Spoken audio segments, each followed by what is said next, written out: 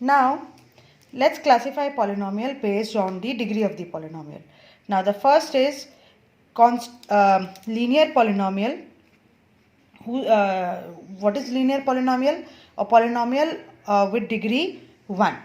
Now, the general form of any linear polynomial is of the form ax plus b, where a and b are real number and a is not equal to 0. Now, here see, coefficient of x should not be 0. Reason behind, as we discussed in the previous one, that the coefficient of the highest degree of power of the variable should be non-zero. So the coefficient of the highest power of the variable here is a, it should not be 0. Now, any example of linear polynomial of this form is, say, you can say that 3x plus 5. It is an example of linear polynomial. Now, second is quadratic polynomial. Now, quad means 2.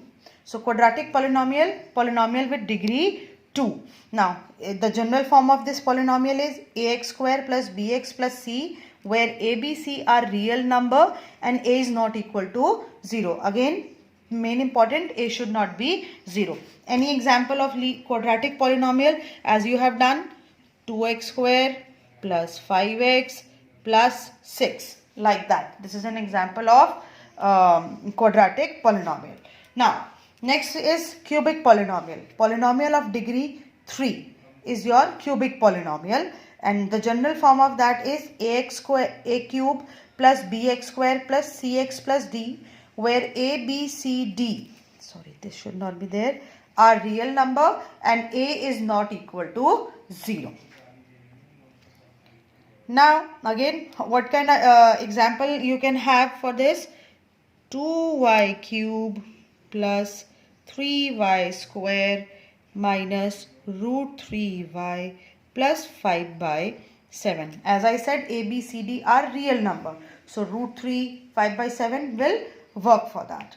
Now, next kind of polynomial that you have is a biquadratic polynomial. Now, biquadratic polynomial is a polynomial of degree 4. Example, general form is ax to the power 4 plus bx cube plus cx plus dx, x square plus dx plus e, where a, b, c, d are real number and a should not be equal to 0. Now, any example of that we can write is as 3u square minus 3u raised to the power 4 plus 7u square plus 5u minus 2 by 3. Now, if you will see in this example, we didn't write the term having 3 power 3. It will work, but the highest power, that should be 4 and the coefficient of that should be non-zero. So, this is an example of a biquadratic polynomial. Then let's come to the next thing, the 0 of any polynomial. Now, 0 of the polynomial, a real number alpha is called the 0 of a polynomial if and only if the value of the polynomial is 0 at that point. For that, let's take an example. Let's take a linear polynomial, say 2x plus 3. Now, at which value the value of the polynomial is 0. For that, let's substitute here, say put x equal to minus 3 by 2. Now, when you will put x equal to 3 by 2 here, so what will be the value of your polynomial? 2. Means what you are going to do? You are going to put x as minus 3 by 2. So, you get minus 3 plus 3 equals to 0. So, as at x equal to minus 3 by 2, the value of the polynomial is 0. Therefore, x equal to minus 3 by 2 is the 0 of the polynomial. So, x equal to minus 3 by 2